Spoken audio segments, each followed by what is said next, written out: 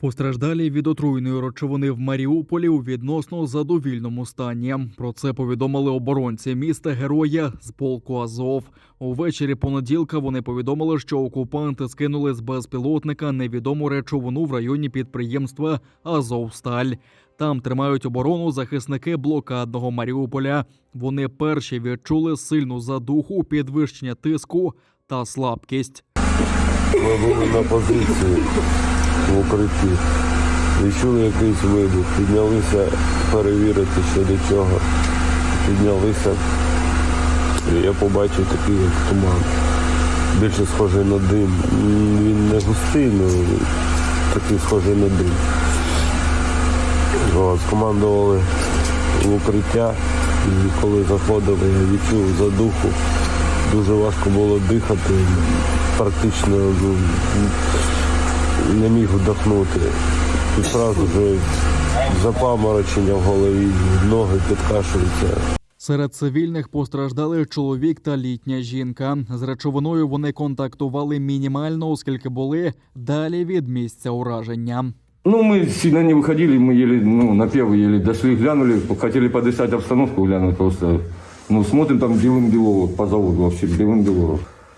Стало сразу плохо, шум в ушах, тахикардия, сердце и слабость, падаешь и все.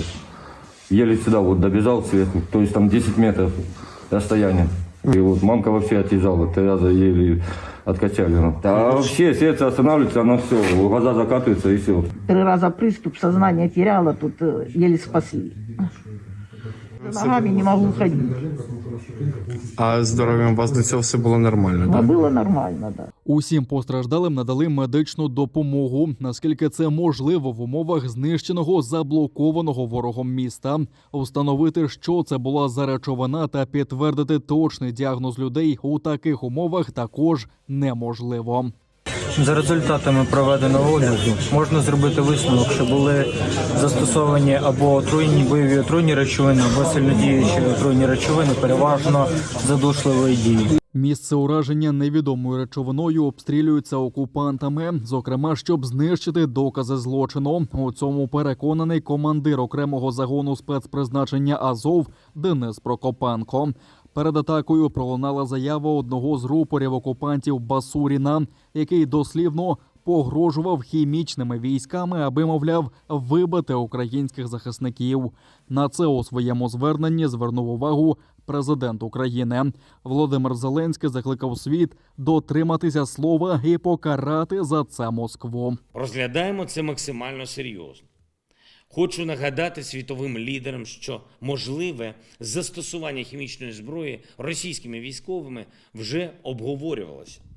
І вже на той час це означало, що потрібно реагувати на російську агресію значно жорсткіше і швидше. У Пентагоні заявили, що вже працюють спільно з партнерами, аби перевірити деталі атаки. А міністр закордонних справ Великої Британії Ліз Трас заявила, що використання хімічної зброї було б жорсткою ескалацією війни, і Путіна буде притягнено до відповідальності.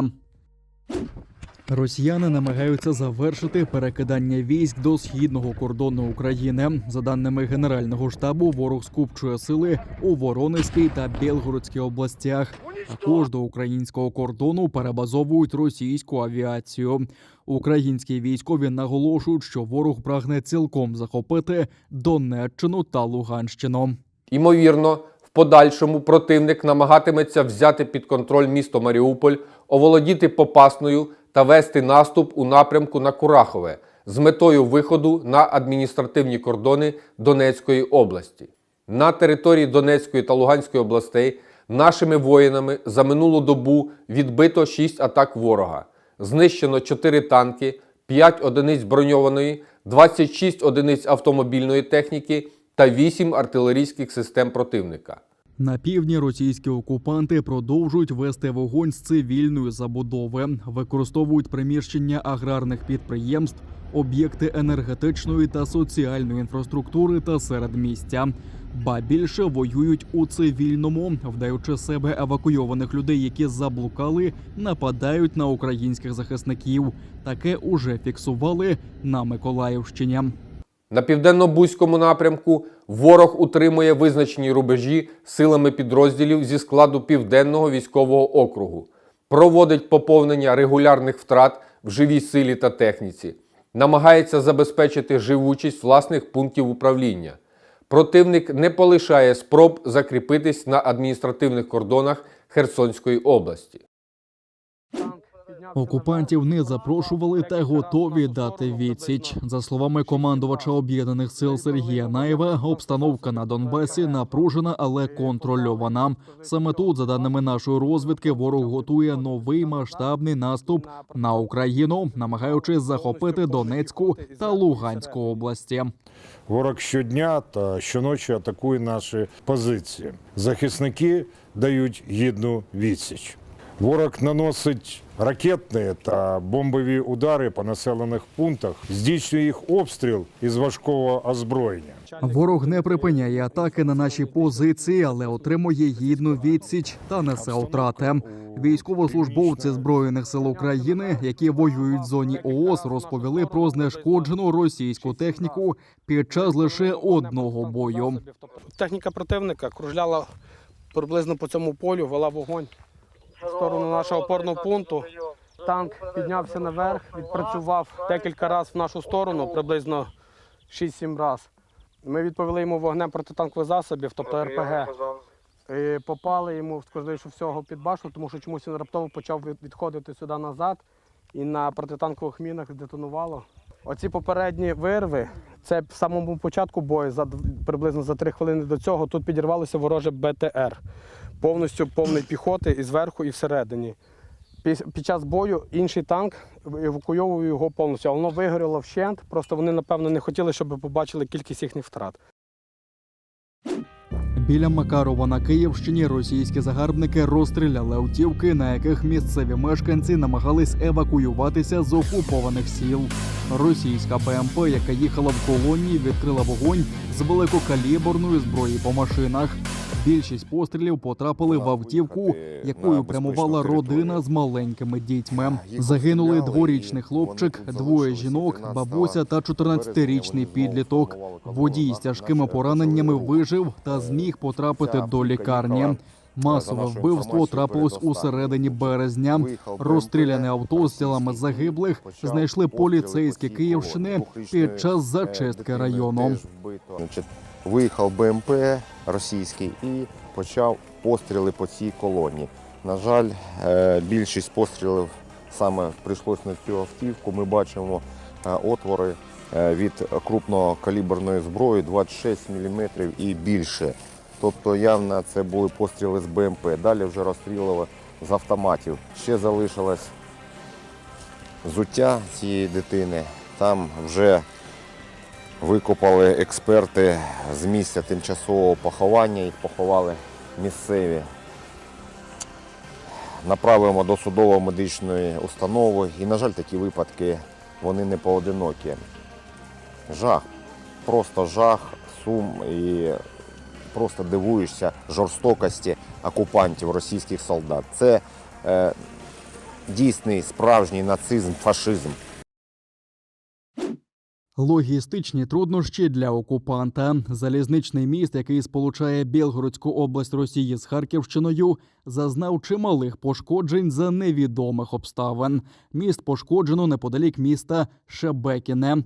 Білгородський губернатор Гладков повідомив, що на місці пошкодження залізничних колій працює слідча група, яка з'ясує причину події. Російський губернатор побідкався, що, мовляв, коліями курсував цивільний рейковий автобус.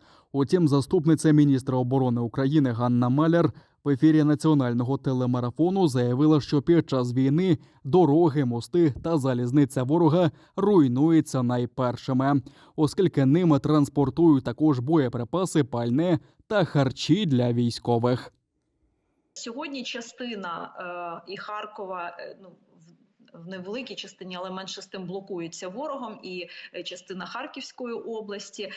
З нашого боку Збройні сили всіляко намагаються ускладнити їм процес доставки того, що вони намагаються там накопичити. І фактично це теж військова операція. Тобто там, де навіть не йдуть активні бої, де йде процес укріплення ворога, там іде і процес протидії. І, власне, це відбувається зараз на Харківщині. Серед російських військових в Криму ширяться чутки про наступ українського війська. Про те, що така інформація поширюється на тимчасово окупованому півострові, повідомили у Генеральному штабі. Окупанти бояться, що контрнаступ українських захисників на Херсонщині згодом розвинеться у повноцінний наступ задля звільнення українського Криму. Кожна країна Євросоюзу має визначити конкретні терміни для відмови або обмеження імпорту російської нафти та газу. Про це заявив президент України Володимир Зеленський, звертаючись до парламенту Литви. Він додав, що це потрібно зробити уже зараз у 6-му пакеті санкцій. І досі невідомо, чи опиниться під санкціями нафта. Навіть після побачених масових вбивств в Бучі та інших містах, навіть знаючи про депортацію людей, навіть спостерігаючи за свідомим руйнуванням мирних міст російськими ракетами і авіабомбами, деякі країни ЄС ніяк не можуть визначитись, коли ж вони хоча б суттєво обмежать купівлю російських енергоносіїв. Сотні європейських компаній і банків не тільки досі не відмовились працювати на російському ринку, але й демонструють відверту зневагу у відповідь на вимоги перестати фінансувати через свої податки, через свої акцизи воєнну машину Росії. І це все відбувається саме зараз, коли кров ще свіжа. Розповів Зеленський про звірство окупантів в Україні. Після звільнення Київщини правоохоронці майже щоденно знаходять нові масові поховання убитих, сотні розстріляних та закатованих. Тіла людей досі знаходять у каналізаційних люках та підвалах. Є колись великі села, які залишилися майже без жителів. Сотні дітей стали сиротами. Поліцейські фіксують сотні випадків зґвалтувань російськими загарбниками в Україні, у тому числі неповнолітніх дівчат, дітей і навіть немовляти.